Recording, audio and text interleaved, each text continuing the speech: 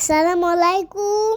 সবাইকে জুম্মা মুবারক। আজকে শুক্রবার, তার সাথে আবার পবিত্র শবে বরাত। আজকে আমার বাবার অফিসে ছুটি, তাই আমার মা এখানে গরুর গোশত রান্না করছে। সব রকম মশলা দিয়ে এখানে গরুর গোশতটা মাখায় রাখলো। তারপরে প্রেসার কুকারে তেল দিয়ে এখন গোশতটা প্রেসার কুকারের ভিতর দিয়ে দিল। এখন সুন্দর করে কষায় নিবে। পেঁয়াজ রসুনটাও দিয়ে দিল, জিরা বাটা দিয়ে দিল। এখন গোশতটা অনেক সুন্দর করে কষিয়ে নিবে। তারপরে বেশি করে পানি দিয়ে দিল। পানি দিয়ে আর প্রেসার কুকারের মুখ লাগিয়ে 3-4টা শীষ দিয়ে দিবে। 3-4টা শীষ দেওয়ার পরে আবার প্রেসার কুকারের মুখটা খুলে নিল। তারপরে এর ভিতরে আলু দিয়ে দিল। আমার আর আমার বাবার অনেক আলু খেতে অনেক পছন্দ, তাই আমার মা বেশি করে আলু দিয়েছে। তারপরে আলু দিয়ে আরো 2টা শীষ দিয়ে দিল। প্রথমে আলু দেয়নি, তাহলে প্রথমে দিলে তো পুরো আলু নরম হয়ে যাচ্ছে, তাই না? এখন গরুর গোশত রান্না শেষ, তো এখানে আমার মা গাজরের হালুয়া বানাবে। গাজরের হালুয়া বানানোর জন্য এখন গাজর গুঁড়া সুন্দর করে ধুয়ে নিল। তারপরে এখানে একটা চামচ দিয়ে গাজরের অংশটুকু এখান থেকে ছিলে দিচ্ছে।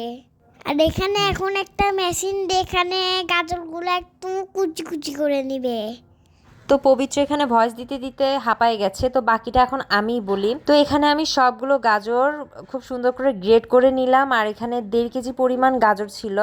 গাজরগুলো গ্রেট করে নেওয়ার পরে এখন একটা পাত্রে অল্প কিছুটা ঘি দিয়ে এর মধ্যে গোটা গরম মশলা দিয়ে দিলাম।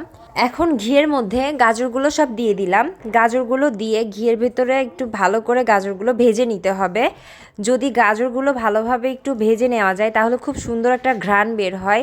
তো প্রথমেই কোনো রকমের দুধ অ্যাড করা যাবে না, পানিও অ্যাড করা যাবে না। আর পানি তো পুরো হালুয়াতে একটুও পানি ব্যবহার করা যাবে না। তো এখানে খুব সুন্দর করে ঘিয়ের ভেতরে গাজরটা ভেজে নেওয়ার পরে এর মধ্যে আমি 1/2 কাপের মতো গরুর দুধ ব্যবহার করেছি। আর শুধুমাত্র গরুর দুধই ব্যবহার করতে হবে, কোনো পানি ব্যবহার করা যাবে না। এখন গরুর দুধটা দেওয়ার পরে খুব সুন্দর করে গাজরটা নাড়তে হবে। নাড়ার পরে আস্তে আস্তে গাজরটা নরম হয়ে সেদ্ধ হয়ে আসবে। তো কিছুক্ষণ সময় যাওয়ার পরে এখানে আমি চিনি অ্যাড করে দিব। তো এখানে আমি 1/2 কাপের একটু বেশি চিনি দিয়েছি, এখানে 1/2 কাপ দিয়েছি, তারপর আরেকটু দিয়েছি, আর একটু স্বাদ মতো লবণ দিয়ে দিব। যে যেমন মিষ্টি পছন্দ করে সেই রকম চিনি ব্যবহার করতে পারবে। তারপরে আমি একটু ঢাকা দিয়ে হালুয়াটা সেদ্ধ হতে দিলাম। তারপরে যখন সেদ্ধ হয়ে গেছে হালুয়াটা, তখন এই পর্যায়ে আমি এখানে 1/2 কাপের একটু কম গুঁড়া দুধ ব্যবহার করলাম। গুঁড়া দুধ ব্যবহার করলে হালুয়ার টেস্টটা অনেক মজা হয়।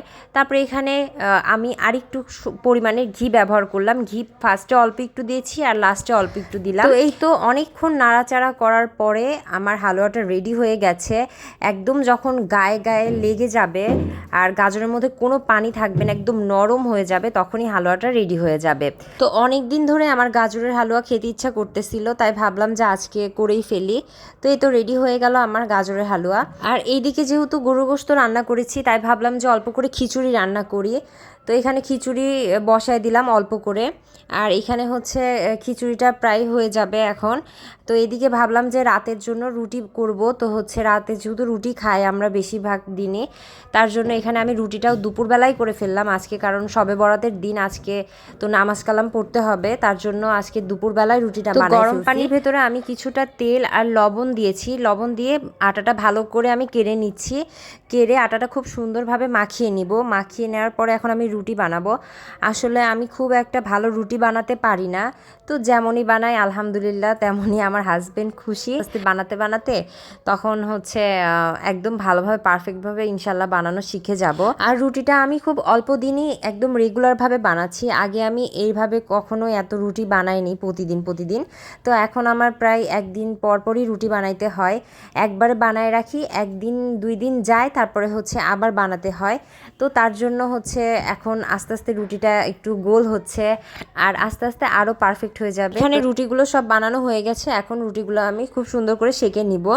শবে বরাত উপলক্ষে আমি কোনো কিছু স্পেশাল করিনি, কিন্তু আমার আম্মুর হাতের হালুয়া, রুটি, তারপর চাউলের রুটি, মাংস, এগুলো খুবই আমি মিস করছি। তো হচ্ছে যাই হোক, আমি অল্প যা করি ডেইলি সেরকমভাবেই আমি করছি। তো এদিকে আমার হচ্ছে হাজবেন্ড আর আমার ছেলে রেডি হয়ে ওরা এখন নামাজে যাবে। তো আজকেও আমার আম্মু হচ্ছে শবে বরাতে অনেক কিছু রান্না করছে, হালুয়া, রুটি বানাইছে। তো হচ্ছে সেগুলোর ছবি ভিডিও আম্মু হচ্ছে ফেসবুকে পোস্ট করছে, সেই সব দেখে আমার আসলে অনেক লোভ পাচ্ছিল। তো যাই হোক, আমি পাবনা গেলে খাবো ইনশাল্লাহ। তো এখানে আমার হাজবেন্ড আর আমার ছেলে চলে আসছে নামাজ থেকে, এখানে ওদেরকে আমি খাবার দিয়ে দিলাম। তো হচ্ছে এখন আমরা দুপুরের খাওয়া দাওয়া শেষ করে ফেলবো। কিছুদিন যাবত পবিত্র রুটি দেখলে শুধু রুটি খেতে চায়, দুপুরবেলাও রুটি বানানো দেখছে, এখন রুটি খাবে। তো এখানে একটা রুটিও নিয়েছে ও, পরে আবার ওকে একটু খিচুড়ি খাওয়াইছি। তো এখানে আমরা খাওয়া দাওয়া শেষ করে ফেললাম। তো ও বলতেছিল যে খাওয়ার মজা হয়েছে, ওটা দেখাচ্ছিল। তো বিকালে আবার একটা তরমুজ নিয়ে আসা হয়েছিল, সেই তরমুজটা ওকে কেটে দিলাম। তো আমার ছেলে তো তরমুজ পেয়ে অনেক খুশি, কারণ ও তরমুজ খেতে চেয়েছিল, জন্যই ওর জন্য আনা হয়েছে। তো তারপরে যাই হোক, ওকে তরমুজ কেটে দিলাম আর আমিও তরমুজ খাইলাম বিকালবেলা। তো এটাই ছিল আজকের আমার ছোট্ট একটা ব্লগ ভিডিও। আশা করি আপনাদের সবার ভালো লাগবে। তো সবাই ভালো থাকবেন, সুস্থ থাকবেন, দেখা হবে আরেকটা নতুন ভিডিওতে। আল্লাহ হাফেজ।